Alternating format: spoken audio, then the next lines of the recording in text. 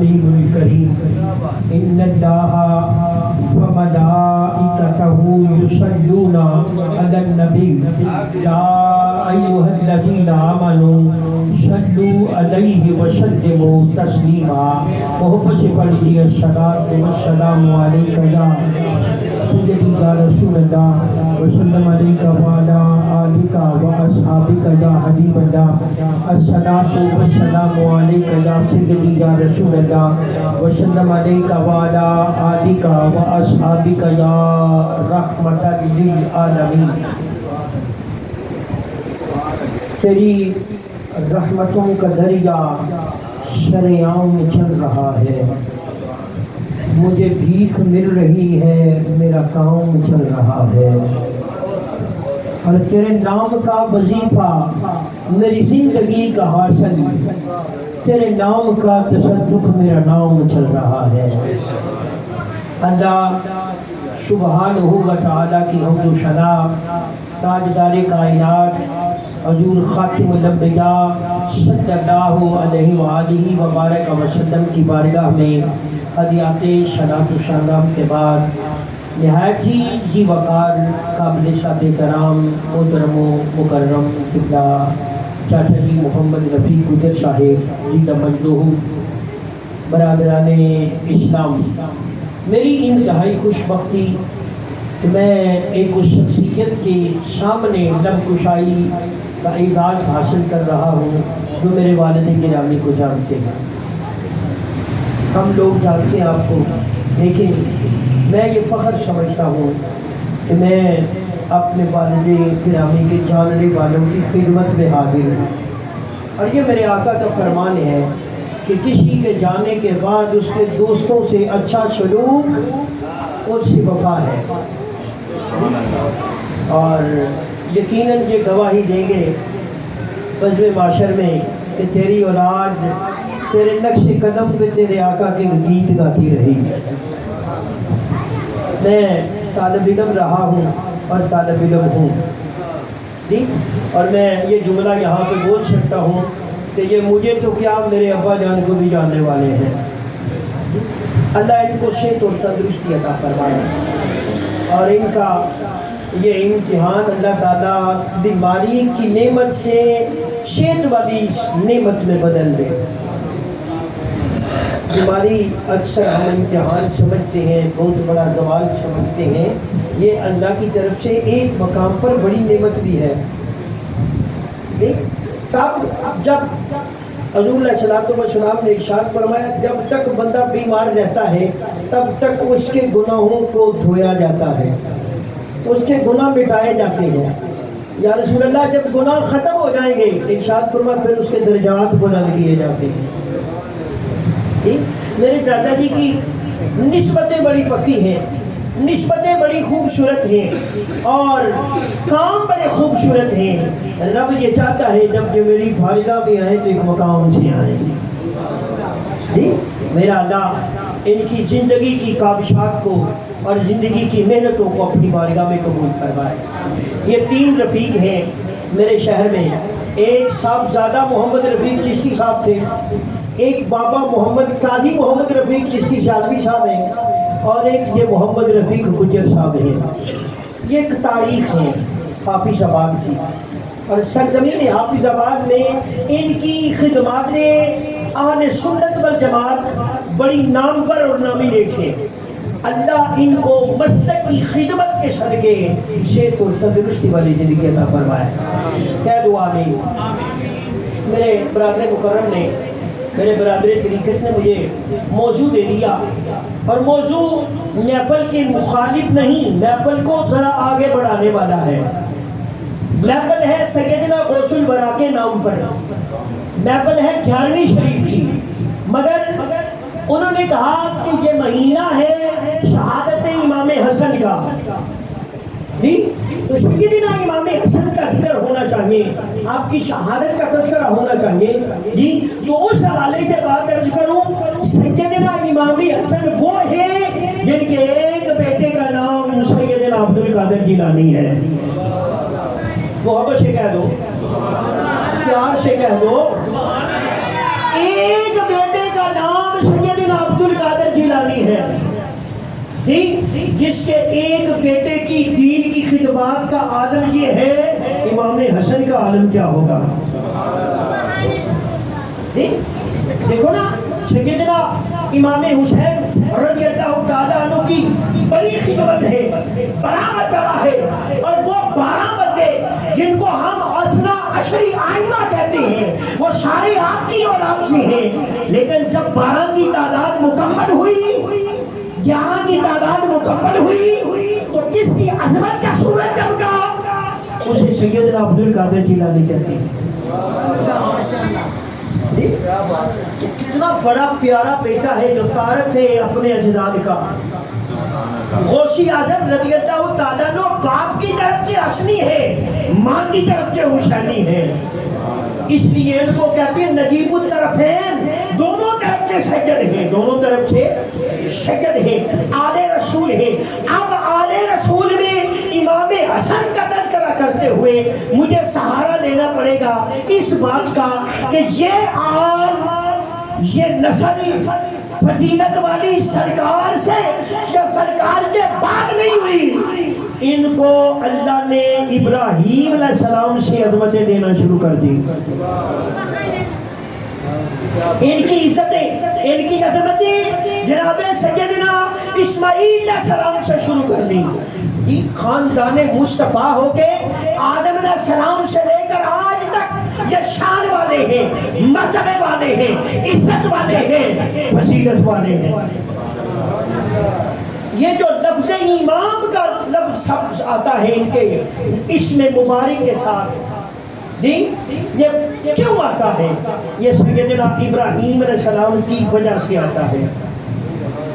اب جہاں تک میں نے پڑھا ہے، اسی ابتدا ابراہیم ربہ بکلمۃ فاتمہن قال انی جاعلک للناس اماما۔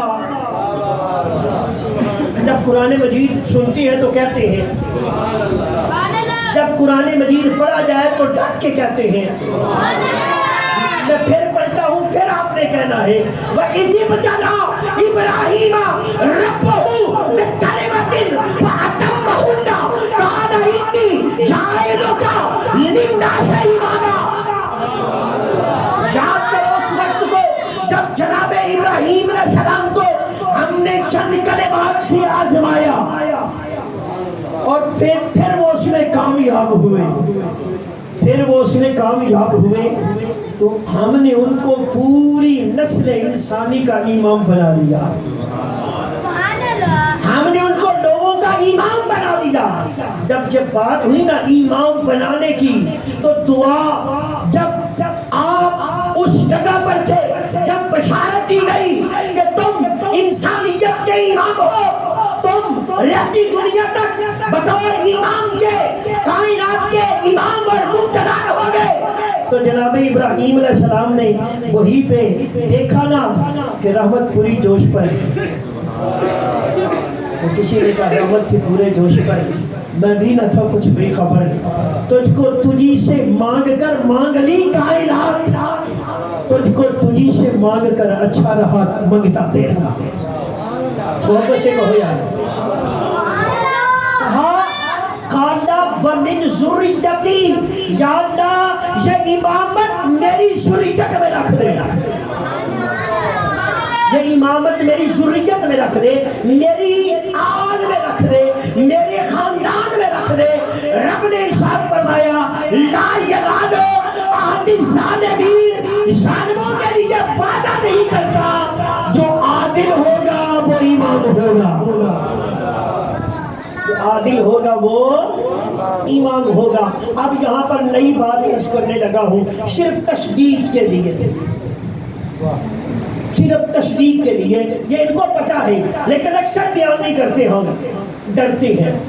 توجہ دیجیے گا، آپ ذرا غور سے دیکھنا، منصب امامت جوڑ پر ہے، منصب امامت جہد پر ہے، محنت پر ہے، بندگی کرنے کے بعد، عبادت کرنے کے بعد، رب العالمین کے احکام پر عمل کرنے کے بعد پھر جو مقام ملتا ہے اسے امامت کہتے ہیں۔ ڈٹ کے کہو، پھر کہہ لو، اے ابراہیم تم نے محنت کی ہے، اے ابراہیم تم نے محنت کی ہے، آج تمہاری اقتدا میں ہوتا رہے گا۔ تم نے محنت کی ہے، تم نے مجھے راضی کیا ہے، قربانی تیری اقتدا میں ہوتی رہے گی، قربانی تیری اقتدا میں ہوتی رہے گی۔ ہاں تو نے محنت کی ہے، تو نے میری محبت کے حق ادا کرنے کی کوشش کی ہے، میری محبت میں تو نے بڑے بڑے کارنامے سر انجام دیے ہیں۔ ابراہیم حجامت کرانے والا تیری اقتدا میں حجامت کراتا رہے گا، ثواب پہنچتا رہے گا۔ اب بات یہاں پر پہنچی، بات جب یہاں پر پہنچی نا، پوچھا جناب ابراہیم کا امت مصطفیٰ میں حصہ کیا ہے، تو کہا ہم امت مصطفیٰ کی ہے، ملت ابراہیم کی ہے۔ دی اب آئی چاچا پکی روٹی ڈال دی، فرمایا امت مصطفیٰ کی، ملت ابراہیم کی، جی امت حبیب کی، ملت خلیل کی۔ جی اب ذرا غور کیجئے گا، جس نے محنت کی وہ امام بنا۔ اب جو یہ کہتے ہیں کہ امامت نبوت سے افضل ہے، ان کا دعویٰ یہاں پہ غلط ہو گیا، کس لیے کہ نبوت محنت سے نہیں ملتی، رب کی عطا سے ملتی۔ رب عطا کرے، جس کو کر دی بس کر دی۔ اب وہ عطا ہے، امامت جہد کا نام ہے، عبادت کی اصل اور عبادت کی تقریب کا نام ہے امامت۔ اور اب امام امت مصطفیٰ میں، نسل انسانی میں پہلا امام ابراہیم ہے، امت مصطفیٰ میں پہلا امام۔ تو جو ہے سارے سادگی سے کہتے ہیں مولا علی، سادگی سے کہتے ہیں مولا علی۔ ویسے صاحبان طریقت میں پیچھے اسے ہی امام کہا ہے، طریقت کا امام، امام اول جناب علی المرتضیٰ یہ ہیں، مگر شریعت کی پاسداری میں افضل الخلق بعد الانبیاء ابو بکر صدیق کو مانا۔ ڈٹ کے کہو سبحان اللہ۔ اب معلوماتی باتیں ہیں نا، یہ عام طور پر نہیں کی جاتی، یہ عام طور پر کرنے نہیں دی جاتی۔ تو یہاں پر چاہتا نہیں ہے نا، انہوں نے تو مجھ سے سننے نہیں ہے۔ جی اب امام کس کی ذریت سے ہے؟ ابراہیم کی ذریت سے۔ افضل الخلق بعد الانبیاء صفت امامت سے خالی ہے، اگر اولاد ابراہیم سے نہیں تو پھر خالی ہوگا۔ اگر ابراہیم علیہ السلام کی اولاد سے ابو بکر صدیق ہے، پھر خلیفہ بھی ہے، امام بھی ہے۔ پیار سے کہو یار، جی امام اول امت مصطفیٰ میں ابو بکر صدیق ہے۔ اگر جناب عمر بن خطاب اولاد ابراہیم سے نہیں تو پھر امام نہیں۔ اگر وہ عادل بھی ہے، عادل بھی ہے، خلیفۃ الرسول بھی ہے، شقی بھی ہے، حسین بھی ہے، اولاد ابراہیم سے بھی ہے، ذریت ابراہیم سے بھی ہے، تو پھر سمجھ لو امام بھی ہے۔ پیار سے کہو یار، پیار سے پیار سے۔ اب عثمان غنی کون ہے؟ بنو امیہ پر بات کرنے سے پہلے منہ سنبھالنا پڑے گا۔ بنو امیہ بھی خاندان حضرت اسماعیل کی اولاد ہے،